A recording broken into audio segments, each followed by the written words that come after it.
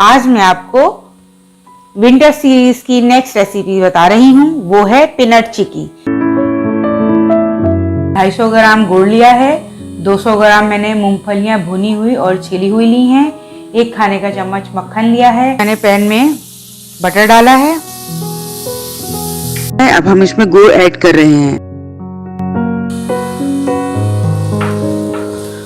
अब देखें 2 से 3 मिनट में सारा गुड़ मेल्ट हो जाएगा।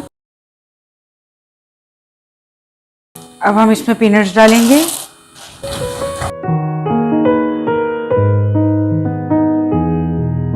ऑयल से ग्रीस कर लिया था। ठंडा होने तक के लिए 10 मिनट्स के लिए रखेंगे। पीनट चिक्की रेडी हो चुकी है।